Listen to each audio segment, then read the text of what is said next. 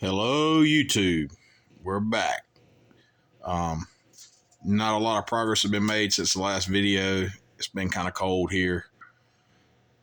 Cold for the south. I know some places have it way worse than we do, but I don't have a lot of heat in my shop, and just been trying to make it happen. So we did get the passenger side primed, and the body work is started.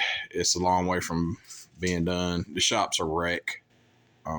Over here, I got my bumper, backside of my bumper. I just Rust-Oleum to rust to try to. I put rust converter on it first, and then just I Rust-Oleum painted it, tried to stop it from rusting, and progressive. But yeah, we got the side painted, passenger side, driver side worked on a little bit. Got everything sealed in underneath as far as the inner wheel wells go. Got it all welded up, screwed up, riveted up, and everything, and got some leak seal going on in there, and then we're going to paint that. Probably just rattle can it.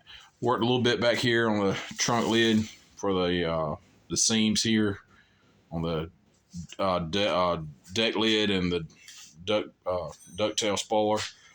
Also have gotten my brake lights working and turn signals, all that's done. I used the SN95 bulbs. I just drilled holes out. That way I can just get bulbs off the shelf if I don't have to track down anything special. Doesn't have the Shelby style chase lights for turn signals, but that's okay. I don't have to have all that. But yeah, continuing just to make it happen, man. It's still ugly. We're working on it. There's been a couple people interested in having some questions about how I did it and how I put the car on. The width of the car was pretty close.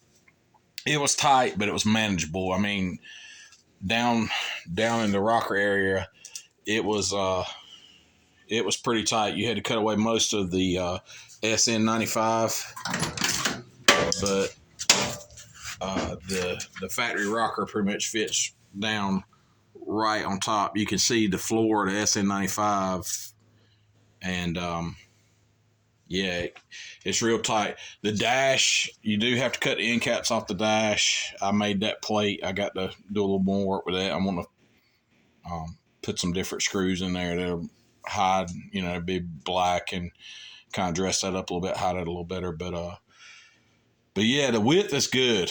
It's the length is the issue. And I said on my last video, I cut it right here on the fenders. And I know online it says 6 inches, but I swear I don't remember taking that much out. Maybe I did. I thought it was more like 4 or 5, but I don't know.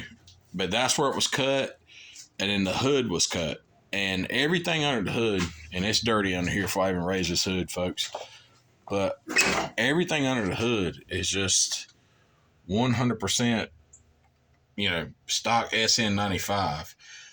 I did cut the firewall out of a Fox body to use the Fox body style hinges because the SN95 had a top hinge, and being as this is going to be a car that I drive and a driver, I didn't want a pin on hood. I'm not against anybody who does have one, but I'm by myself a lot, and I just rather have it hinged.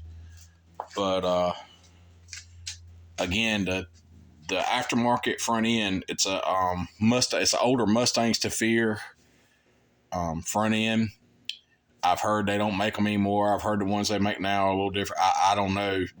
I did all this about 11 years ago, so I know it's a little.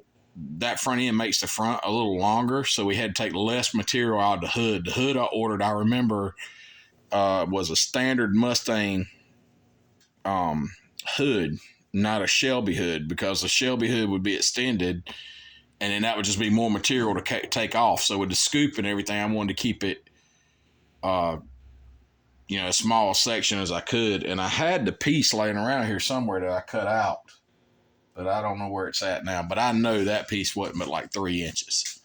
So, But as far as the Mustangs that fear front end, everybody talks about how great they fit. I mean,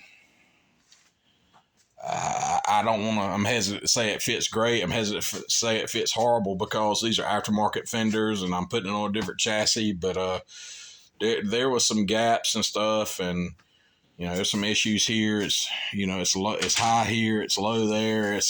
Which again, that could be the fenders, but it wasn't horrible.